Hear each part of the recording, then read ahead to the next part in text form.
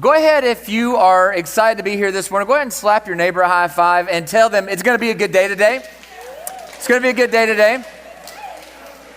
I mean, think about what kind of privilege it is that you get to go to a school where you get to take an entire day to sing praises to the Lord, to study His Word, to be together, to eat Chick-fil-A. I mean, winning so hard today. So let me introduce myself. My name is Erik Reed. I lead Jesus Ministries, and man, it's an honor to be here. We've been praying about this. It's obviously been on the schedule for months, and we are excited to see your faces because we believe that God's going to do something here today. I don't know where you are spiritually. I know each of you could be in very different places today. You could be in a place where you're just hungry for the Lord, you're growing, and you're just excited to put more embers on the fire today, right? Just to keep growing in Him and knowing Him. And then for some of you today, you feel really far from God, or maybe you feel really indifferent to it all. Right? You're not worried about God. You're at a Christian school because your parents don't want you to be in a public school or whatever your case may be. And you're not really in a place where you're walking closely with the Lord. Or maybe you're somewhere in between. Our desire today is that you're going to have your heart and your eyes open to the realities of who God is and what God wants for you and how God wants to reveal Himself to you. The name of this ministry is Jesus Ministries. And the reason for that is because we believe the most important thing that you could experience in life, know in life, and have right in life is that you know God, that you know Christ. You are made and saved to know God. And a lot of us kind of walk through life kind of meandering and drifting. And so the goal of this ministry is to not only introduce people to Christ, but to grow in their faith. And not only to grow in your faith and knowledge of the Bible and what, who the Lord has revealed Himself to be, we also want you to know how to walk firm in the kind of culture you're living in. And so you're going to be getting into these issues in your breakout sessions today, where we're going to be giving you some ballast in your boat, if you would, some foundation, some weight at the bottom that can anchor you down in a life that will easily blow you over, in a culture that will try to rip away any faith that exists, that will try to redefine what it means to be a man or a woman, that will try to redefine for you what sexuality is and what's good for you and what will bring flourishing to you. And what we want to bring you back to over and over and over again is what God says, because what God says is what will bring flourishing and joy in your life. Not living according to your own desires or feelings or what the culture teaches. In fact, one of the big things that we emphasize when we meet with students is this: you and I need to learn to come under the authority of what God says and not be led by what our feelings say. Feelings are a terrible authority. Now, you are given feelings, and feelings are not bad. God gives you feelings. The problem is we often let our feelings go unbridled and ungoverned and unchecked. They become the unquestioned authority in our lives. Instead of saying, hey, here's what I'm feeling, let me make sure that this is what God says is okay. Because Jeremiah 17:9 reminds us, our hearts are so deceitful and they are prone to wickedness and straying. And yet so often this is how we're led. So one of the emphasis of this ministry is to help you understand how to stay firm in a culture that's not going to celebrate you being a Christian. And then the other thing that we focus on in this ministry is preparing you for life's struggles and sorrows. I am convinced that most Christians are not prepared for suffering and trials in their lives. I'm convinced that most believers don't know how to understand pain and sorrow and where God is in the midst of it. And that's a little bit of what we're going to talk about this morning. But we're excited to be here. We provide lots of resources as our ministry. So if you get a chance later, I know they confiscated all the phones or you had to turn them off. So when you get a chance, follow us on social media, Knowing Jesus Ministries, all the things. Go to our website, kjmen.org. You can go out to the table today and learn a little bit more about us. But lots of resources in these areas to help you. That's why we exist. And so we're going to kind of dive in today specifically, both in this session and the next session, on how we learn to trust God in a world that's filled with pain and troubles and struggles.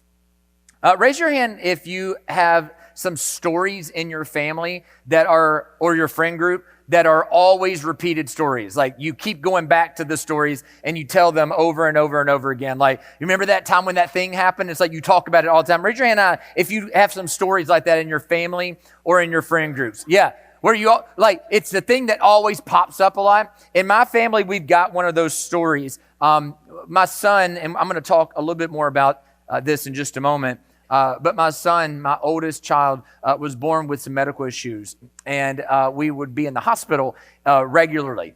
And one of the times when we were at the hospital, there was a blood drive happening in the hospital, in the children's hospital. So we felt like, well, you know what? We should probably go give blood because our son was getting blood regularly. And so we all went down to give blood, me, my wife, my sister, my mom. And when we get down there, they prick your finger to make sure you can give blood, that your iron levels are good and all those things. And my mom and I were the only ones able to give. Both my wife and my sister were not able to give because of their iron levels. So we give blood, and, I don't know if you've ever given blood. Raise your hand if you've ever given blood. Any blood donors here before? Okay, yeah, some of you. So we get in there, and, you sit down kind of in a lounge chair, and, you put your arm up there, and they put, I don't like looking, I don't even want to, I feel it, that's enough. I don't want to look at it go in. I don't want to look at it doing its thing, right? And they want you to squeeze, and I feel like every time I squeeze, I feel the needle in there. I don't want to get too much into that, but right, you feel it, right? But my mom was like a pro. She was like, oh yeah, I do this all the time. And they were like, hey, can you squeeze that ball, sir? And I'm squeezing. It's the wimpiest little squeeze ever. It's just like, it's just, and my mom's over there pumping it like she's a boss. I mean, like, and her bag's filling up with blood, and mine's just barely trickling into the bag. And she's just racing and chatting and talking. And I'm like, hey, speed racer, there's no prize for finishing first here, But she's just going after it. And when she finishes way before me. They're like, man, there's food over there if you want to eat. We got drinks and snacks and food. And she's like, oh, no, I'm good. I do this all the time. I don't need any snacks or any food. And I'm thinking like, snacks, food, I'm in. So I go ahead and pump a little faster so I can get snacks and food. And we get done, and I'm eating, I'm drinking, and my mom's just talking, right? She's just doing her thing. She's just talking and chatting. She's not eating. She's not drinking. Does anybody here know what can happen if you don't eat or drink anything after you get blood? Any feedback? Yeah, you can pass out, right? But my mom, she's done this so many times, so she's good. And so we start walking to the elevators we leave the blood drive area. We start walking to the elevators, which are right in the middle of the lobby for the children's hospital. The food court's right beside it. So, this is Grand Central Station. And there's like a set of sitting, waiting chairs for families and stuff like that. So we're making our way over there. And as we're walking, she looks at me and she goes, whew, I don't feel very good. And I'm like, you all right? She's like, yeah, I think I need to just sit down in one of these chairs for a second. I'm like, all right, all right, pull it together here, and she sits down, and I can just tell, like, it's happening by the second. The color's leaving her face. She's starting to like slump down into the chair. I'm like, are you all right? She's like, yeah, I just need a second. And then she's like, can you get me a wet paper towel or something? I'm like, yeah, but like, don't die. Like, what are you doing right now? Pull it together. There are humans walking by us, right? And so I go to get a paper towel, and I'm just thinking to myself, like, okay. So I get the paper towel, it's kind of damp, and I'm walking back. And as I'm walking back, where I walk out of the bathroom and where she's sitting is probably from like here to where Clint is sitting over there on the side. I see her sitting in those chairs. She is even further slid down. Like her back is in where your butt's supposed to be at this point. And she's just laid out in the chair. And I'm walking closer, like I'm getting closer to her, and I'm walking, and I see on the floor fluid. I don't know what the fluid is. I say liquid. It's something. It's wet. And I'm walking closer like I'm a predator in the wild. I'm just like, what is going on here? And as I get closer, Mom's gone. She looks like Shrek in the chair. She's green.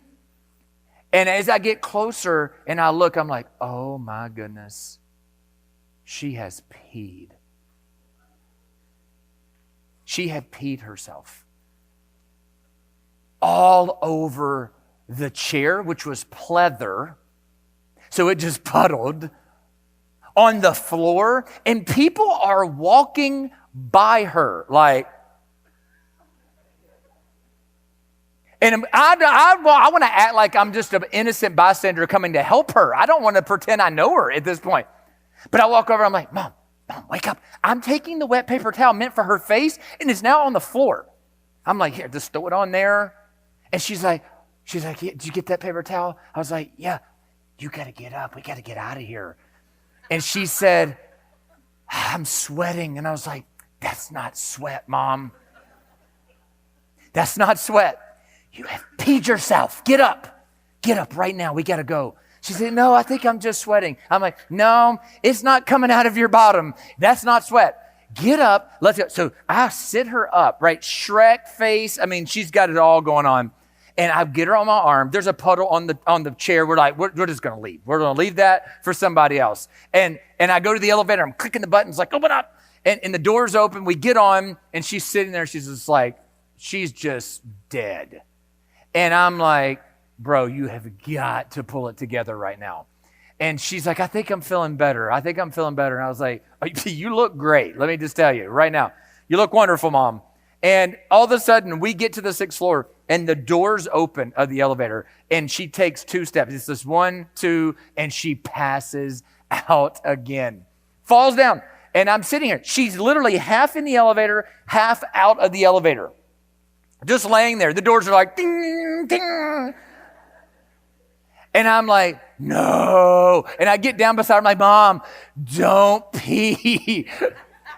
Whatever you do, pull it, come back, Mom. All of a sudden, from the doors, this is a true story, every bit of this. So all of a sudden, we're on the 6th floor, out of the doors come 2 doctors, okay? 2 kid doctors. Okay, we're in a children's hospital. And they walk out and they see this grown woman laying on the floor, and they run over. They're like, oh my gosh, sir, is she okay? And I'm like, she gave blood. And they're like, oh, well, didn't she eat or drink something? And I'm like, no, she's a pro at this. She does this all the time. She's good. And they're like, oh, she's okay. And my mom looks up, she opens her eyes, and there's 2 doctors over her like this. And she goes, I'm coming back. I'm coming back. And I'm like, will you be quiet, Mom? You are embarrassing me right now. Right? Where'd you go? You mean I'm coming back? And all of a sudden the doctors get her up. Listen, this is, they put her in an office chair. And they roll her to my son's room. They roll her. She looks like the Grinch at this point, right?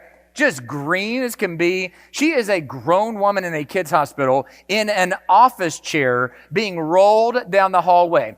As they're walking to our room, I'm trailing further and further behind them so that I can walk far enough away that you might see her and not think I'm with her as we're walking, okay? True story. We walk into the room and my wife looks and goes, oh my gosh, what happened? And I'm like, oh, you don't even want to know what just happened. Down there. It all went down there. Now, let me tell you why I'm bringing this story up. And here's what I want you to understand and catch. My mom was not prepared, to say the least. She was not prepared for what was about to happen to her when she gave blood. She thought she was good. She didn't need to eat. She didn't need to drink. She was good. And as a result of not being prepared, it rocked her world when she gave blood on an empty stomach, without enough sugar, without all the things needed to maintain her cool. She wasn't ready. And as a result of that, it wrecked her. And here's the parallel that I want you to begin to think about this morning. And I really want this to land on you. I'm convinced that most Christians are not prepared for the suffering, for the trials, for the pains, for the sorrows that will come in this life. That will come.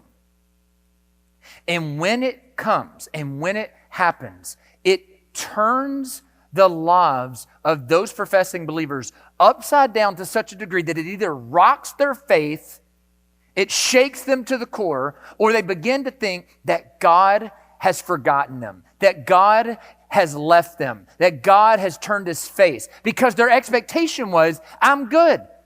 I'm good. If I'm a Christian, if I'm a believer, I'm exempt from these things. Bad things aren't going to happen to me. If I'm a Christian, I'm somehow going to drift through life. I'm not going to have these sorrows, these pains. And while many believers would never say that out loud, they would never say that's their profession of faith, many of us have that as a practical expectation, even if unconsciously. In fact, I want you to think about this in your own life right now. Don't raise your hand, but ask yourself this question. Do you somehow think that if you are a faithful Christian, that you love the Lord, that you confess Jesus as Lord and you try to walk with him as best you can, is there something in you that thinks because of that life should go easier for you?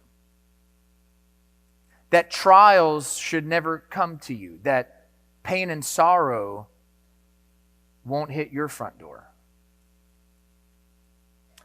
You see, some of you don't have the luxury of thinking that because you've already found out that that's not true.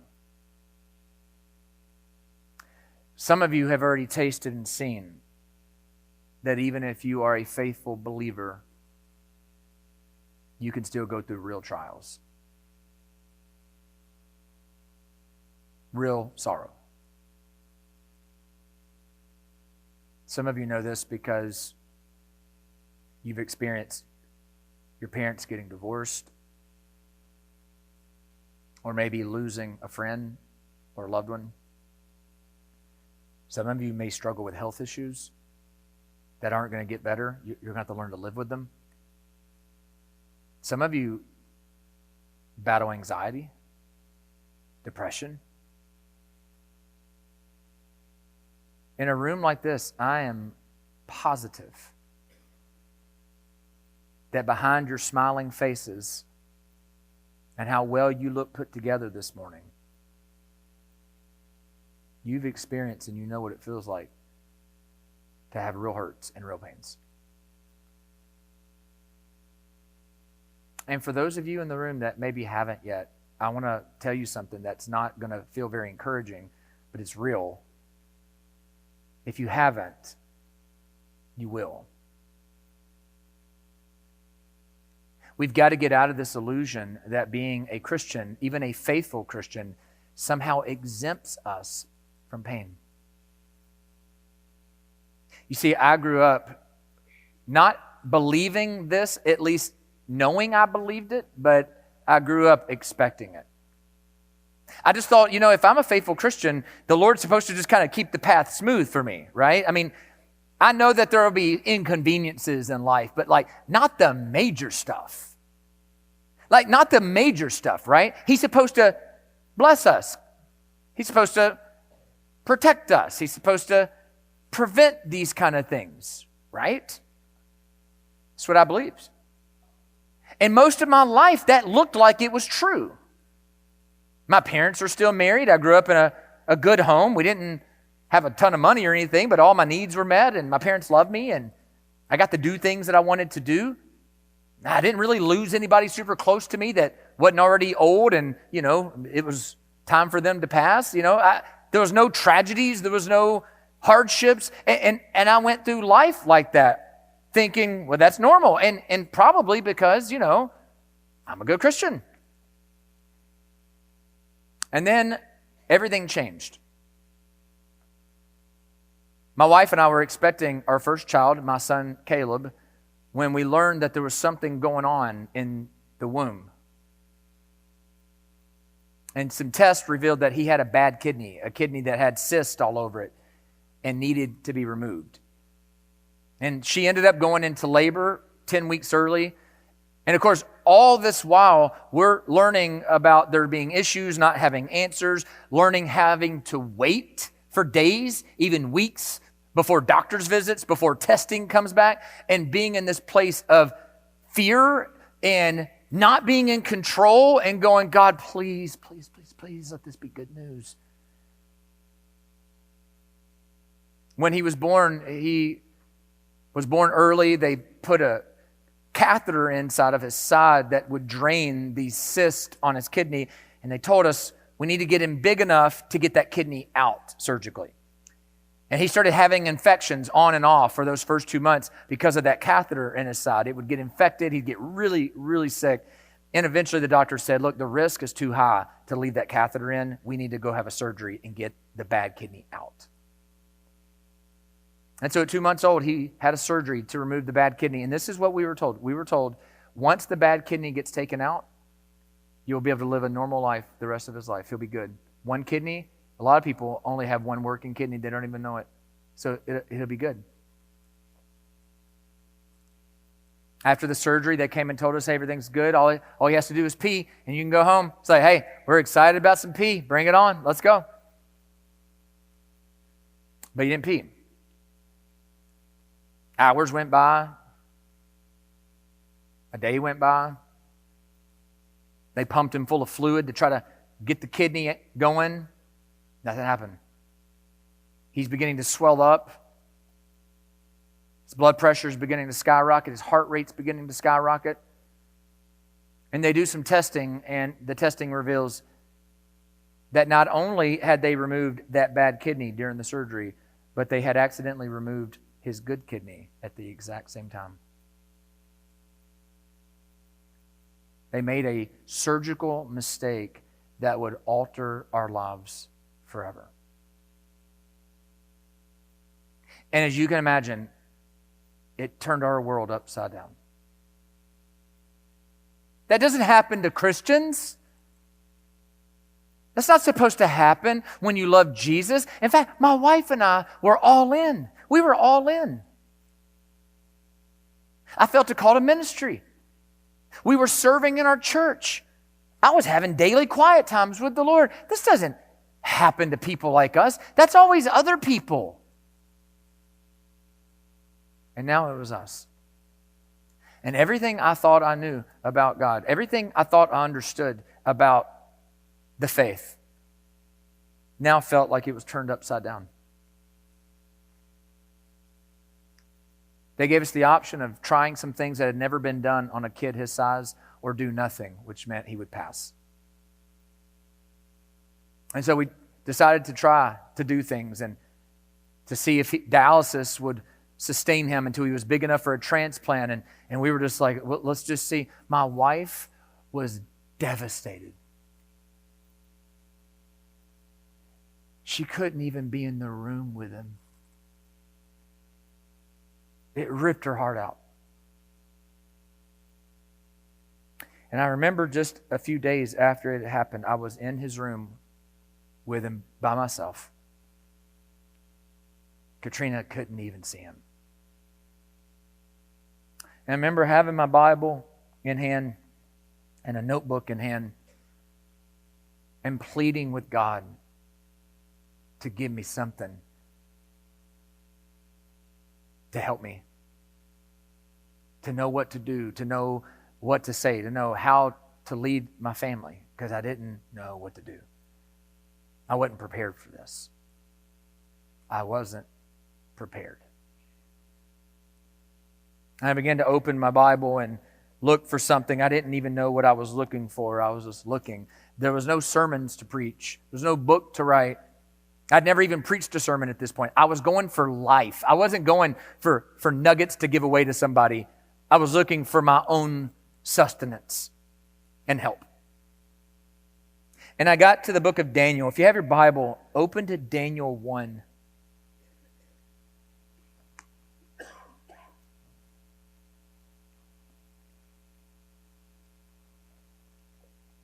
You may be familiar with this story, but I wasn't terribly familiar with it. I didn't really know it that well. All I knew about the book of Daniel was what I learned in Sunday school class, Daniel in the lion's den, and the lions didn't eat him. I was like, oh, okay, yeah, that's a cool story, Like, I thought that was the whole book of Daniel. It's like, that's like this many parts of Daniel. And so I get to Daniel chapter 1, and I don't know why, but the Spirit of God, I guess, had me read, and immediately I was struck by what I read. Daniel chapter 1, beginning in verse 1, it says, in the 3rd year of the reign of Jehoiakim, king of Judah, Nebuchadnezzar, the king of Babylon, came to Jerusalem and besieged it. And the Lord gave Jehoiakim, king of Judah, into his hand, and with some of the vessels of the house of God. He brought them to the land of Shinar, to the house of his God, and placed the vessels in the treasury of his God. Then the king commanded Ashpenaz, the chief eunuch, to bring some of the people of Israel, both of the royal family and of the nobility, youths without blemish, of good appearance, and skillful in all wisdom, endowed with knowledge, understanding, learning, and competent to stand in the king's palace, and to teach them the literature and language of the Chaldeans. The king assigned them a daily portion of the food that the king ate, and of the wine that he drank. They were to be educated for 3 years, and at the end of that time, they were to stand before the king.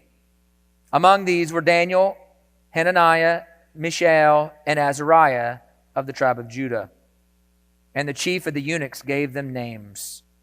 Daniel he called Belshazzar. Hananiah he called Shadrach. Mishael he called Meshach. And Azariah he called Abednego.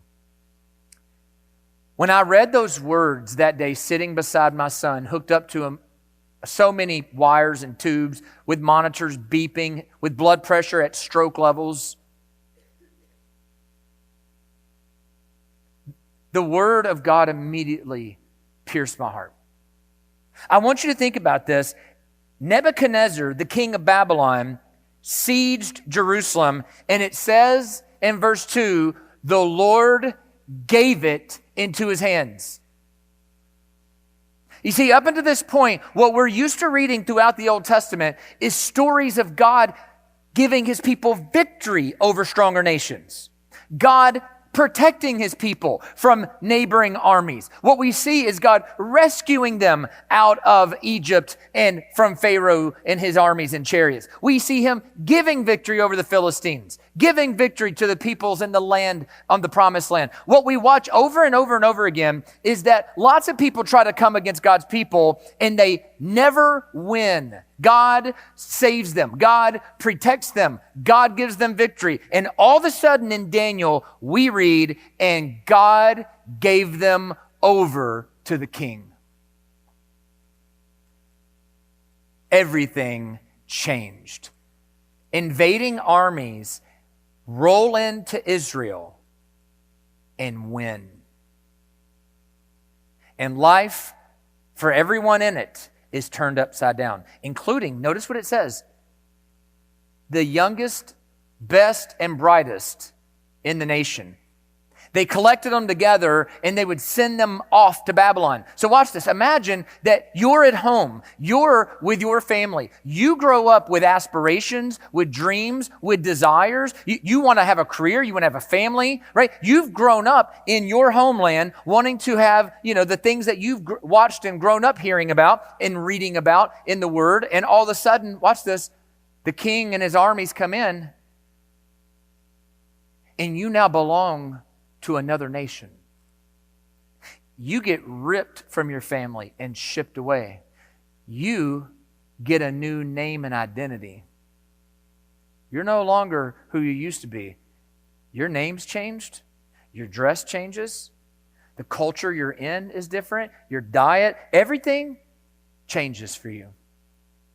Or, lack of better words, you could say your life is turned upside down.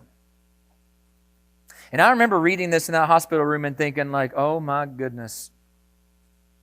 I resonate with this so much because this is what I feel like right now. And I'm sure there's times where that's how you feel right now, where it's just completely disorienting. God, where are you? God, why is this happening? God, why this way? And so I begin to read this and I'm locked in at this point. And I keep reading about the life and the story of these young men known as Meshach and Shadrach and Abednego. Flip over to Daniel chapter 3, and here's what we begin to discover. These young men go to Babylon, and they decide that rather than following what the Babylonians are doing, they're going to stay true and honorable to the Lord. They're not going to bow the knee. Now watch this. King Nebuchadnezzar erects a statue of himself for them to worship, for everybody in the land to worship. When they hear the sound of certain instruments play, they're supposed to bow down in the direction of the statue and worship it. And guess what happens? These 3 Hebrew boys won't do it. And so word gets back to the king that these 3 Hebrew boys won't bow down to the statue. So the king is furious. This is the most powerful man in the world, gang. This is the most powerful man on the planet at the time. And these 3 Hebrew boys won't bow. And so he summons them to his chambers. And you pick up and read in verse 16. And when I'm reading this, guys, listen, I'm reading this in my son's hospital room, and I don't know what's about to happen. I'm reading this like I'm reading the front page of that day's paper. Like, what's about to go down here? What's going to happen? What's the king going to do?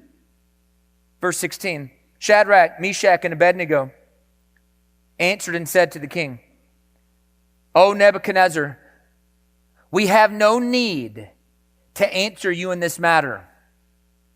What are they answering? Well, he said to them, if you don't bow down when I play the music, you're going into a fiery furnace.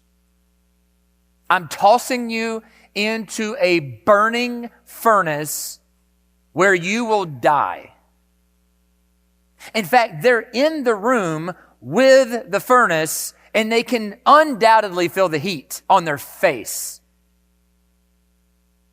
So they respond to him and say, we have no need to answer you in this matter. Verse 17, if this be so, if you throw us into the furnace, our God whom we serve is able to deliver us from the burning fiery furnace, and he will deliver us out of your hand, O king. I'm about to give you 5 points that come out of this story. 5 points that I think are crucial for you to know if you're going to be prepared for life's trials and pains.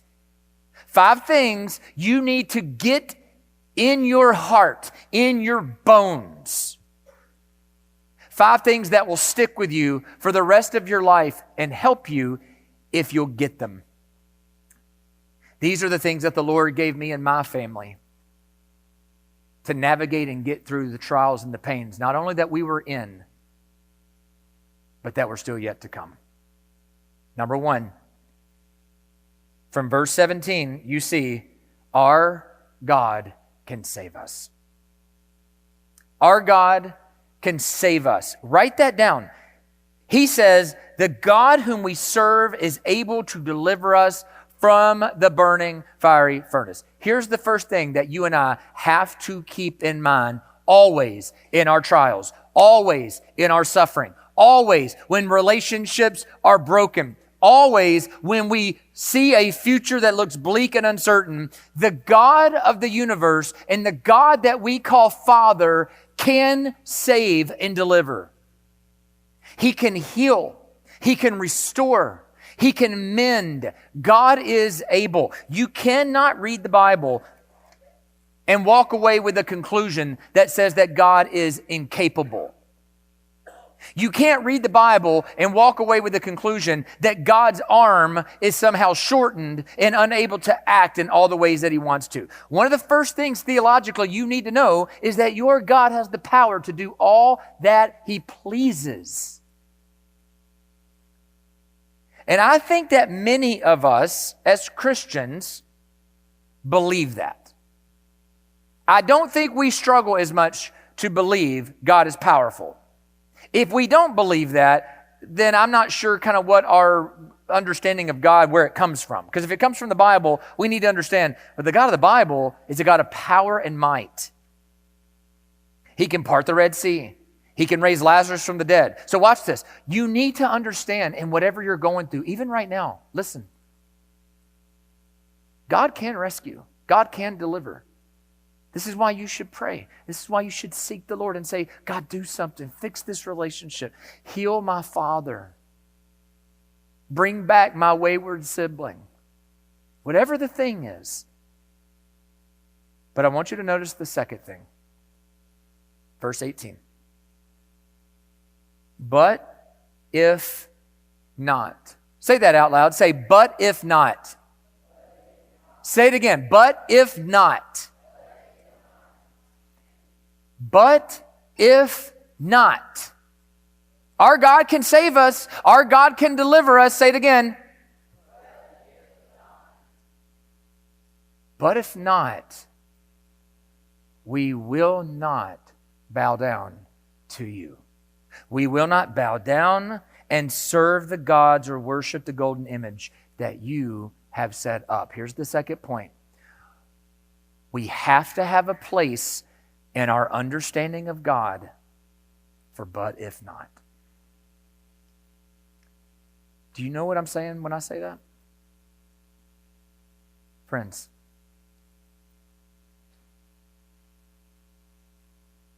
these 3 Hebrew boys were facing a brutal death. In front of them was a furnace they could feel the heat on. And they knew if they didn't bow down, they were about to be tossed in it. And this is what they said to the king. Our God can save us from going into that furnace. And they believed that. I'm convinced they believed it. But you know what they also understood? Listen, they understood that God didn't have to. This is the theological point that many of us never adopt. Because we have this understanding that God must do it, that God will do it, that God is obligated to do it. We don't have a lot of Christians today who walk through life and walk through life's pains and troubles and sorrows and trials and say, God can fix this, but even if He doesn't, even if for some reason out of His wisdom, for some reason out of the secret will of God that we don't know, He might choose not to fix it. He might choose to let us go into the furnace. He might choose to let that cancer take our life. He may choose not to let us into that school we wanted to go to. He may choose not to repair that relationship that we wanted to work. And regardless of whether He does what we want Him to do, we must choose to follow Him anyway. This is what's deficient in most Christians' theology. Guys, I can't even begin to describe to you, as I was sitting beside my son's bed and I wrote, our God can save us, it fueled me with this hope and this encouragement that, you know what, maybe God's going to bring a miracle here. Maybe God's going to do something. And then when I read verse 18, it wrecked me. You know why it wrecked me? Because I knew in that moment that the Christian life isn't about just claiming a promise that God is going to do something. It's recognizing that He can, and it's being okay if He doesn't.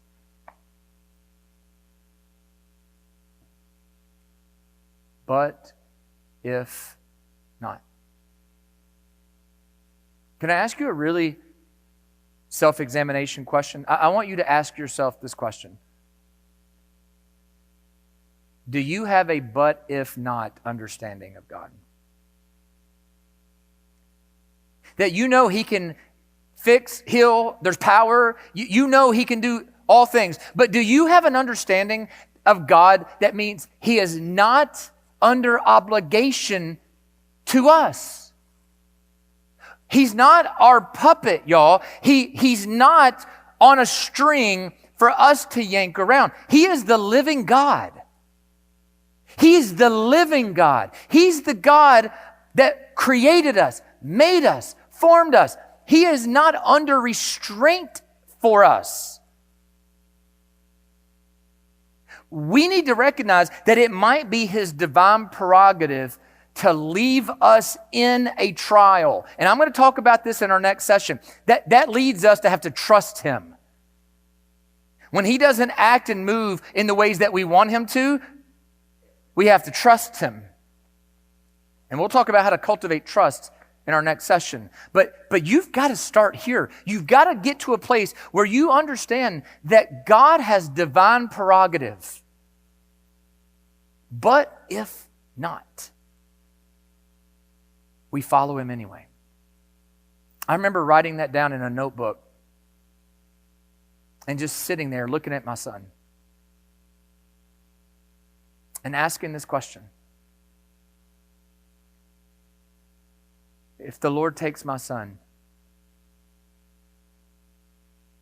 will I keep following him anyway?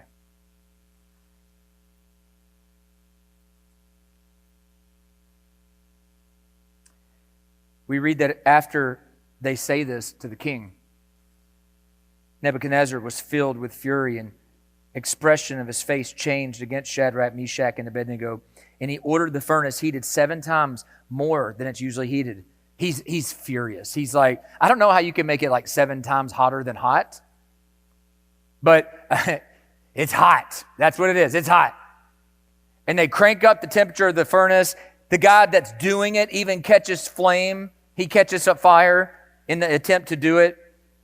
It says, and then these men, Shadrach, Meshach, Abednego, were bound in their cloaks, their tunics, their hats, their other garments, and they were thrown into the burning fiery furnace.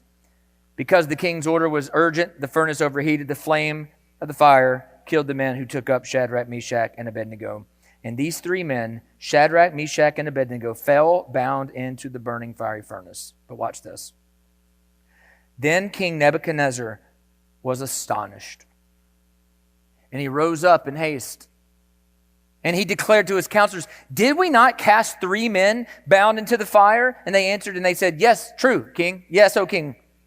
And he answered and he said, but I see 4 men unbound, walking in the midst of the fire, and they are not hurt. And the appearance of the 4th is like a son of the gods. Most scholars believe that this 4th figure in the fire, angel of the Lord, or what's called a theonomy, which is a picture of Christ in the Old Testament before his coming in the New. God is in the fire with them. That's the 3rd point that I want you to write down, is that God is in our fires. You see, God can deliver you, and you have to have a but if not mentality. But here's what you need to recognize. When you get thrown into the furnace, when life is turned upside down, when you're facing trials of many kinds, not if. You remember James says, consider it pure joy, my brothers, when you face trials of many kinds. It's not a matter of if, y'all. It's when you go through trials. It's when you experience grief and sorrow and pain. When it happens, here's what you need to remember. God is with you. You are not alone. God is in the fire. It's often the case that we feel like God has left us. It's often the case that we feel like we're all alone in the fire. And in reality, God is actually right there in the fire. He's right there. And this shouldn't surprise us, right? What was Jesus called in Matthew chapter 1? His name, you shall call him Jesus. He'll save his people from their sins. He will be Emmanuel, God with us. The end of Matthew, Jesus is about to ascend. He gives the Great Commission. What does he say? The last words of Matthew. I am with you, how often? Always, to the end of the age. It shouldn't shock us to read that God is in our fires, that God is with us, because Jesus is Emmanuel, God with us. Friends, as a pastor, can I just say this? I don't know if you all go to church. I don't know how often you hear something like this. So on behalf of Christ, as we read in 2 Corinthians a while ago, let me implore you on behalf of Christ. Listen, He's with you. Not in some kind of like abstract, generally, He is with you in what you're going through, in what you're dealing with. And it's in the fire and in His presence that we can have peace and that we are sustained and held. Notice that they go into the fire, but they're not burned. Now, this is a miracle, but there's a parallel for us to draw from this. In the midst of your fires, He is the one that will continue to protect and sustain and help and keep you. And this is what you've got to realize. If He could save you from the fire, watch this. If He could save you from the fire, and obviously He can do all things, right? Our God can save. But He chooses not to save you from the fire, then it must mean He has a purpose for you in the fire. Which means you, rather than asking and begging and pleading to be plucked from the furnace, need to find God in the furnace with you and recognize that He's at work or He wouldn't have you there. We're often so quick to want to escape the furnace that we don't stop to think, what might God be doing in this furnace? What is He doing in my trial? What is the purpose in this pain? Because with a sovereign God, there is no pointless pain. There's no senseless suffering. Now, I want you to catch two more things out of this before I wrap up.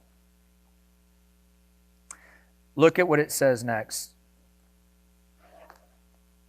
Then Nebuchadnezzar, verse 26, then Nebuchadnezzar came near to the door of the burning fiery furnace. And he declared, Shadrach, Meshach, Abednego, servants of the Most High God. He's getting really spiritual now, Nebuchadnezzar is. You notice that? He was like, what God's going to be able to save you? Now he's like, servants of the Most High God. Come out and come here. And watch what it says. Then Shadrach, Meshach, Abednego came out of the fire, and the satraps and the prefects and the governors and the king's counselors gathered together and saw that the fire had not had any power over the bodies of those men. Their hair of their head was not singed, their cloaks were not harmed, and no smell of fire came upon them. Here was the fourth thing that I wrote down in my notebook that day that God gave me and was sharing with me about how we were going to walk through our trials. Number 4, people are watching how you suffer. The watching world is looking in at professing believers, and they're watching you in your furnace. And you know what they're asking? Are they trusting God? Is their God sustaining them? Is their God good? Your suffering is a window for people to see God that otherwise would never see Him. You realize that's what happens here. You notice what it says? All the satraps, prefects, governors, all the king's counselors, they're all watching what's happening, and they see the fourth figure in the fire. Nebuchadnezzar sees the fourth figure in the fire. They see the men unharmed in the fire. You think that left a witness to them? Friends, when you go through trials and suffering, people are watching. And they're watching with an eye towards what does it say about your God and your love for Him and trust of Him. I knew in that moment, regardless of what happened to my son, our trial was going to be a showcase for God's goodness and glory. A chance for others to maybe see God. Even right now, today, Number 4 is being fulfilled and even talking about this. And here's the 5th thing that I caught from this story and I wrote down that day. We need others in our fires. Did you notice in this story, you never see or read of Shadrach, Meshach, or Abednego ever listed by themselves. They were always together. And this is what's true about going through suffering and sorrows. Listen, you need people around you. Do you have some Shadrachs and Meshachs and Abednegos in your life? I don't mean just buddies. I mean people you can be real with. I mean people that you can open up about your hurts with. That can grieve with you, mourn with you, encourage you when you are down. Do you have that? Because in a life filled with pain and sorrow, it's one of the gifts that God gives us to have some people lock arms with us and stand beside us. I had no idea that day how badly I would need all 5 of those. You see, 2 years later, my son received a kidney transplant. And then from ages 2 to 13, he lived a somewhat normal life. He still had medical issues, obviously. He was on medications, and we had doctor's visits all the time, and he would be hospitalized periodically because he'd get respiratory infections. But he looked a lot like you. He went to school, played video games online with his buddies, but he loved the Lord. And we talked a lot about pain and sorrow because he did not have the luxury of drifting through life thinking it would never happen to him. At 13 years old, in the fall of 2017, my son got sick with something called fungal meningitis, and he had a stroke. And that stroke took my son, who was able to walk, talk, have fun with his friends, go to school, play basketball, to not being able to talk, to not being able to use his arms and his legs. And his whole life changed. So did ours. And once again, we were right back into the furnace. Knowing that God could save us. And remembering that He might not in the way that we would want Him to, but that we would still have to follow Him. And that we would have to remember that God was in the fire with us. We were never alone. And that others would be watching how we walked with God through this. And that we needed to lock arms with others. You see, these things have continued to provide stability for us even now. December 1st, 2019, my son went to be with the Lord at 15 years old. We just celebrated what would have been his 18th birthday 2 weeks ago. It hurts all the time. There's no replacing him. There's no filling his absence with anything that can soothe the void. All we can do is continue to walk by faith that the God who's in the fire is the God who is with us. Are you prepared? Are you prepared for when sorrows and trials and pains and hurts and loss and grief come to you? Because they will come to all of us. And as a pastor for over 16 years, I am sickened to see how many times it completely wrecks people who are not ready. And I want you to be ready. And this is why you've got to grow in your faith. This is why you have to understand, not just up here, gang. Listen, this has got to get down into your bones, that you're the kind of person that's got some weight and substance to them. You're the kind of Christian who knows God can save you, but you're also the kind of Christian that says, He is under no obligation. He may leave me in the fire, but He's there with me. May God raise up a generation like you who will be that way. You see, you're the same age as these young men. There's no reason why you can't be that now. These were young teenage boys. And yet they understood God in this way.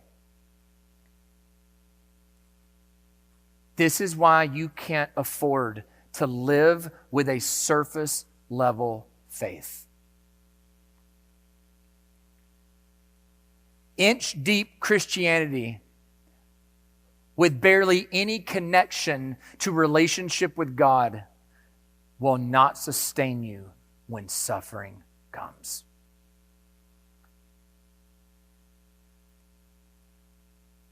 Unbiblical ideas of where God is and what He's supposed to do will not help you when tragedy knocks on your door.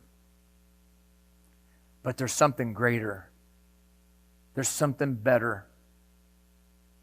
There's serving and walking with the God who can deliver and does deliver. But there's something about walking as a believer that's mature enough to know He may not deliver according to your will. He may actually do His will, which means you have to surrender and say, your will be done, Lord. And trust that He's in your fire if He leaves you in that fire. May God begin to prepare your heart and your mind today. As we talk about these things, may He form you into the kind of person that doesn't have to wait until you're in the furnace to learn these things, but maybe learns these things now in preparation for the furnace. Let's bow our heads together and let's pray. We're going to prepare to sing a song in response and close. Lord, I ask and I pray that this day and the time that we have set aside to meet with You would be fruitful in the hearts and lives of these students. It may be a lot today, but Lord, I pray that we're just going to pour out so much that it sticks. That each person here will hear what they need to hear. Will feel conviction on the things they need to feel conviction on. That You will meet them in their fire. Maybe today, somebody who thought You had forgotten them needs to be reminded that You have not. That You are there with them. Jesus, You are ours. You are with us. And we can rejoice in the fires because You are the God who sustains us. You are the God who, if You did not withhold from us what we needed most, which is forgiveness of our sins, then You will certainly not withhold from us everything we need each day to be sustained and to be kept. You are faithful. We give You the rest of this day. Be honored and glorified in it. Draw us near to You, we pray in Jesus' name.